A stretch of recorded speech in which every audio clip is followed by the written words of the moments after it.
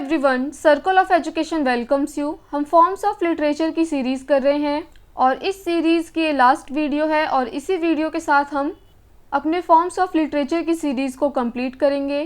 तो अपनी इस सीरीज़ में अभी हम डिस्कस कर रहे हैं टाइप्स ऑफ नॉवेल्स जो कि आती हैं प्रोज फिक्शन की कैटेगरी में।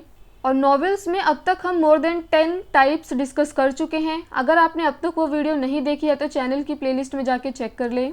आज की इस वीडियो में हम कुछ अदर टाइप्स डिस्कस करेंगे नॉवेल की, तो वीडियो के एंड तक बने रहिएगा। साथ ही ये सीरीज़ आपको कैसी लगी कमेंट सेक्शन में बताएं। वीडियो पसंद आए तो वीडियो को लाइक करें, चैनल पे नए हैं तो चैनल को सब्सक्राइब करें। चलिए आज की इस वीडियो को हम शुरू करते हैं।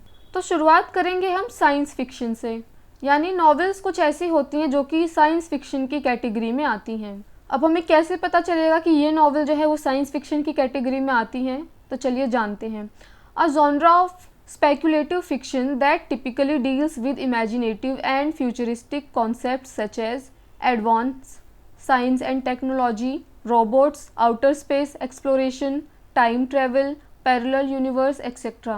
यानी फिक्शन जो कि डील करे इमेजिनेशन और फ्यूचर के कॉन्सेप्ट को, और वो इमेजिनेशन और फ्यूचर कॉन्सेप्ट भी कैसे होंगे जो कि साइंस और टेक्नोलॉजी पे बेस्ड होंगे, जिसमें जिक्र किया जाएगा रोबोट्स का, आउटर स्पेस का, वहाँ के एक्सप्लोरेशन का, टाइम ट्रैवल दिखाया जाएगा, पैरेलल यूनिवर्स दिखाए जाएंगे। तो जहाँ भी ये सारी चीज़ें हमें पढ़ने को मिलेगी, इसका मतलब वो जो नॉवेल है वो साइंस फिक्शन है। साइंस फिक्शन को लिटरेचर ऑफ आइडियाज़ भी बोला जाता है। And this type of novel explores the potential consequences of scientific, social and technological innovations. यानी इस टाइप की नॉवेल में हमको एडवांस साइंस, टेक्नोलॉजी, रोबोट्स देखने को मिलेंगे, स्पेस में क्या एक्सप्लोरेशन हो रही है वो देखने को मिलेगा, टाइम ट्रैवल डिस्कस किया जाएगा, पैरेलल यूनिवर्स दिखाया जाएगा, इनोवेशंस दिखाई जाएगी टेक्नोलॉजी के मैटर में, और टेक्नोलॉजी से जो इनोवेशंस हो रही हैं,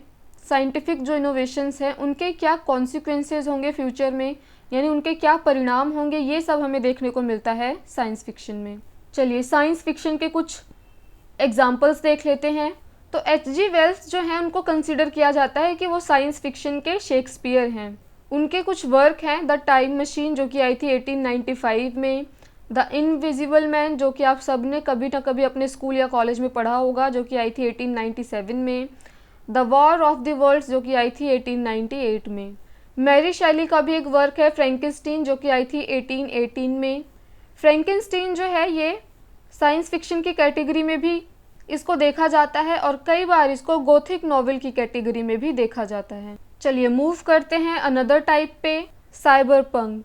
तो ये भी क्या है, साइंस फिक्शन ही हमें इसमें देखने को मिलती है। So it is a post modern form of science fiction in which events take place partially or entirely within the virtual reality, which is formed by computers and networks, in which the characters may be either human or artificial intelligence, which is AI, जो कि आज के time पे बहुत ज़्यादा famous है। तो ये पोस्ट मॉडर्न टाइम का एक ऐसा साइंस फिक्शन है जहाँ पे जो इवेंट्स होंगे उनको टोटली किस में दिखाया दिया जाएगा, वर्चुअल रियलिटी में, यानी जो एक्चुअल रियलिटी है उससे बहुत ज़्यादा दूर, और वो जो एनवायरनमेंट है उसको क्रिएट किया होगा कंप्यूटर ने, नेटवर्क ने, और उसमें जो कैरेक्टर्स होंगे वो रोबोट्स भी हो सकते हैं और ह्यूमन भी हो सकते हैं। चलिए नेक्स्ट टाइप डिस्कस कर लेते हैं, फैंटेसी। फैंटेसी भी किसके अंदर आती है, प्रोज फिक्शन। यानी ऐसी बहुत सारी नॉवेल्स होंगी जिसमें हमें पता चलेगा पढ़ने पे कि ये एक फैंटेसी नॉवेल थी। तो ये कौन सी होती हैं जानते हैं, a sort of fictional utopia. Utopia क्या होता है, एक ऐसी जगह जो कि रियल में एग्जिस्ट ही नहीं करती है। तो इसमें हमें फिक्शनल यूटोपिया देखने को मिलेगा। It encompasses novel that represent an imagined reality that is radically different in its nature and functioning from the world of our ordinary experiences। यानी ऐसी नॉवल जो कि रिप्रेजेंट कर रही है एक इमेजिनेशन वाली रियलिटी को, कि किसी ने कुछ इमेजिन किया है उसको रियलिटी समझ करके, और उसको जो है रिप्रेजेंट करती है ऐसी नॉवल जो कि हमारी रियलिटी से बहुत ज़्यादा डिफरेंट होती हैं। It is a sort of speculative fiction set in a fictional universe often inspired by real world myth and folklore। तो इनकी जो सेटिंग होती है वो एक फ़िक्शनल यूनिवर्स में होती है, यानी इस यूनिवर्स में नहीं होती है। ये सब क्या होगा, एक इमेजिनेशन के अंदर होगा। और ये जो इंस्पायर होंगी वो किससे होंगी, जो हमारी रियल वर्ल्ड में जो मिथ होती हैं, जो लोक कहानियाँ होती हैं, उनसे जो है ये इंस्पायर होती हैं। जैसे हमारे वर्ल्ड में क्या है, परियों की कहानियाँ बहुत ज़्यादा फेमस हो जाती हैं, बच्चों को सुनाने के लिए हम परियों की कहानियाँ बनाते हैं।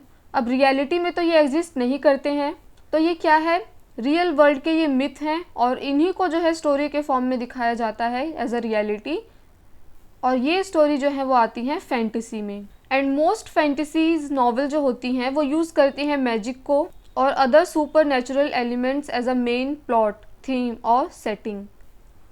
अब जाहिर सी बात है, फैंटेसीज़ है, परियों की कहानियाँ हैं, तो इसमें मैजिक और सुपर नेचुरल एलिमेंट्स जो हैं हमें ज़रूर देखने को मिलेंगे। कुछ एग्जांपल्स देख लेते हैं। तो हॉथॉर्ने का वर्क है a Wonder Book for Girls and Boys. Lewis Carroll का है Alice Adventures in the Wonderland, जो आपने कभी ना कभी अपने सिलेबस में ज़रूर पढ़ी होगी। तो ये थी आज की वीडियो, और इसी वीडियो के साथ हमने फॉर्म्स ऑफ लिटरेचर की सीरीज़ को कंप्लीट किया है।